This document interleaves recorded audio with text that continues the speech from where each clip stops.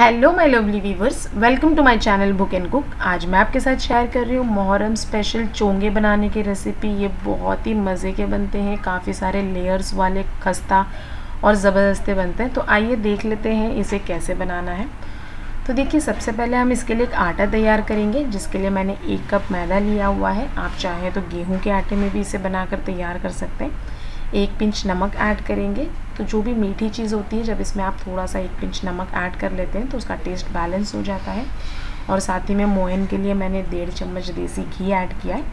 देसी घी की जगह आप चाहें तो रिफाइंड ऑयल का भी इस्तेमाल कर सकते हैं। और इसे खूब अच्छी तरह से इस तरह से मसल लें, ताकि क्या होता है कि ये जब आप बनाएंगे ना, तो ये बहुत ही खस्ता से बन के तैयार होते हैं। और फिर इसमें थोड़ा थोड़ा करके हम पानी ऐड करेंगे और पूरी की तरह जिस तरह से आटा तैयार करते हैं, ठीक उसी तरह का हमने आटा तैयार कर लेना है।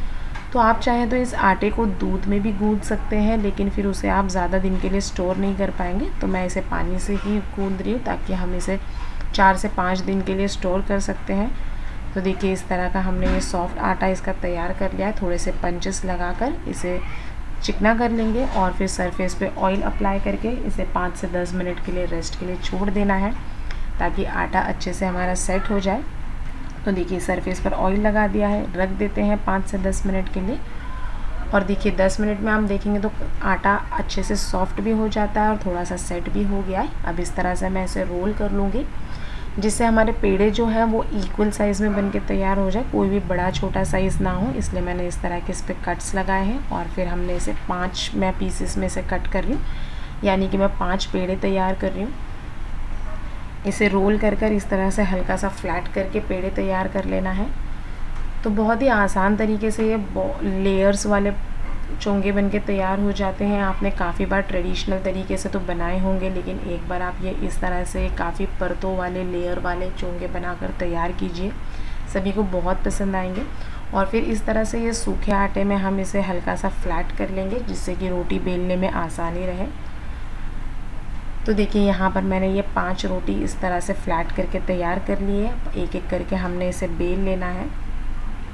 तो बेलते हुए आपको एक बात का ध्यान रखना है कि ये कहीं से भी मोटी पतली इसकी लेयर्स ना रह जाए। सभी साइड से हम इसे इवनली बिल्कुल फ्लैट कर लेंगे, रोटी की तरह सभी साइड से इसे पतला बेल लेना है। और ध्यान रहे कि सभी रोटी हम सेम साइज़ में बनाएंगे, अदरवाइज से बड़ी छोटी हो जाएगी तो इसकी लेयर्स ठीक से नहीं आएगी। तो देखिए, यहाँ एक रोटी बनके तैयार हो गई है। ठीक इसी तरह से मैं दूसरी रोटी भी बेल लूँगी। सभी साइड से इवनली सभी एंड्स को अच्छे से बेल लेंगे। तो ये देखिए, हमारी ये दूसरी रोटी भी हमने तैयार की है। ठीक इसी तरह से हमने जो 5 पेड़े तैयार किए हैं, 5 पेड़ों को हम बेल के 5 रोटी इस तरह की तैयार कर लेंगे। तो देखिए, बहुत ही आसान सा प्रोसेस है और बहुत ही अच्छा इस तरह के आपके चोंगे बन के तैयार हो जाएंगे। तो ये देखिए, ये 5 रोटी हमने तैयार करके रख ली है साइड में। अब एक एक करके हमने इस रोटी को लेना है और इसकी लेयर्स लगाएंगे, जिसके लिए घी अप्लाई कर लेंगे। घी या फिर आप ऑयल अप्लाई कीजिए और इसके सभी एंड्स पर अच्छे से फैला दीजिए। थोड़ा सा इस पर सूखा आटा डस्ट कर देंगे इस तरह से। तो जब आप इसे फ्राई करेंगे ना, तो इसकी एक एक लेयर, एक एक परतें बहुत अच्छी तरह से खुल जाएंगी और बहुत अच्छे बन के तैयार होंगे, बिल्कुल खस्ता से। तो देखिए, एक लेयर हमने तैयार की है, इसके ऊपर हम दूसरी रोटी रख देंगे। सेम प्रोसेस को रिपीट करना है। इस पर घी या ऑयल अप्लाई कर लीजिए, सूखा मैदा डस्ट कीजिए और फिर से हम इस पर तीसरी लेयर लगाएंगे। तो जो हमने 5 रोटी बेल कर रखी हुई है ना, उसे मैं इसी तरह से एक एक करके हम इस पर अरेंज करेंगे और बहुत अच्छी तरह से ऑयल या घी अप्लाई कर लीजिए। तो ये बहुत ही वर्कों वाला बन के तैयार होगा। बहुत सारे लेयर्स इसके बन के तैयार होंगे, जो कि खाने में बहुत ही मज़ेदार और खस्ता लगते हैं। तो देखिए, यहाँ पर हमने ये सारी लेयर्स बनाकर तैयार कर ली है और फिर ये 5 लेयर वाली बनाई है। आप चाहें तो लेयर्स थोड़ी सी कम भी कर सकते हैं, यानी कि आप 4 रोटी की बना सकते हैं या फिर 6 रोटी की बना लीजिए, जैसे चाहे वैसे बना लीजिए। और फिर आखिर में 5 रोटी की लेयर्स बनाने के बाद मैं इस पर सूखा आटा दोनों साइड लगा लूँगी और इसे बेलन की मदद से हल्का सा बेल लेंगे। बहुत ज़्यादा इसे टाइट हाथों से हमने नहीं बेलना है, हल्का हल्का सा इसे फ्लैट कर लेंगे। तो ये लीजिए, हमारी ये 5 लेयर वाली ये रोटी हमने फ्लैट कर ली है और फिर इसमें इस तरह के कट्स लगा लेंगे। तो आप छोटे बड़े अपने हिसाब से इसे कट्स लगा लीजिए। अगर आप इसे थोड़े बड़े साइज़ में बनाना चाह रहे हैं तो आप इसमें कट्स थोड़े से बड़े लगाइए। 5 की जगह आप इसमें 3 ही बनाइए। तो देखिए, मैंने यहाँ पर ये इस तरह से 5 कट्स लगा लिए हैं और इसे रोल कर लेना है। तो पूरी तरह से इसे टाइट रोल करेंगे और इसका जो लास्ट एंड है इसे नीचे इस तरह से दबा देंगे ताकि ये फ्राई करते हुए ना खुले, और हल्का सा आपको हथेली के बीच में रख के इस तरह से प्रेस कर देना है। तो देखिए मैंने इसे फ्लैट कर लिया है। ठीक इसी तरह से हम ये सारे ही पीसेस को इस तरह से रोल करेंगे और फिर इसके काफ़ी लेयर वाले हमारे चोंगे बनके तैयार हो जाएंगे। इसके बाद हमने बेलन की मदद से इसे हल्का हल्का सा बेल लेंगे ताकि ये थोड़े साइज़ में भी बड़े हो जाए और थोड़े से फ्लैट हो जाए, अदरवाइज़ ये काफ़ी मोटे रहेंगे तो ठीक से फ्राई नहीं होंगे अंदर तक। तो देखिए मैं ये सारे ही पेड़ों को इस तरह से बेल लूँगी और इसके बाद हमने जाना है इसकी चाशनी बनाने के प्रोसेस में।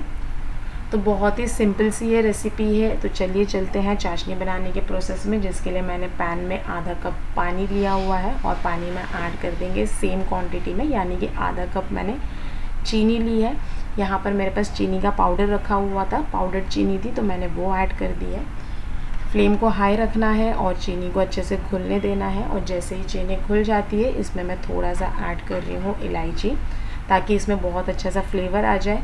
अच्छे से मिक्स करेंगे और 2 से 5 मिनट के लिए हमने इसे हाई फ्लेम पर पकाना है ताकि चीनी का जो घोल है, चाशनी हल्की सी गाढ़ी हो जाए। हमें इसे 1 तार या 2 तार की नहीं बनाना है, लेकिन बस इसमें हल्का सा ऐसा चिपचिपापन आ जाए तब तक हम इसे पका लेंगे। तो एक बार इसे चेक कर लेते हैं। बस इसी तरह की हमने ये चाशनी तैयार करना है। चाशनी भी तैयार है, तो चलिए आप चोंगे फ्राई कर लेते हैं।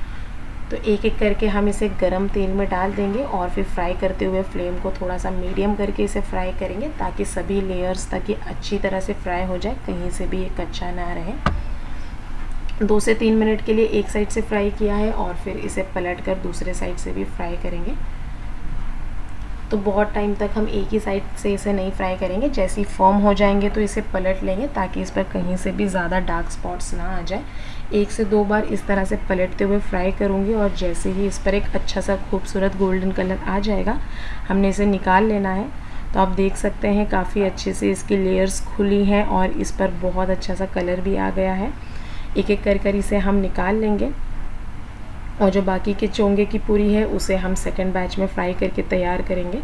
तो देखिए मैंने इसे मीडियम फ्लेम पर 5 मिनट के लिए फ्राई किया है। ये अंदर तक बहुत ही अच्छे से फ्राई हो गए और काफ़ी खस्ता बन के तैयार हुई है, क्योंकि हमने इसके हर एक लेयर्स में हमने घी अप्लाई किया है, जिससे ये बहुत ही खस्ते और करारे से बन के तैयार होते हैं। तो देखिए सेकंड बैच में हमने ये बाकी के भी रेडी कर लिए हैं।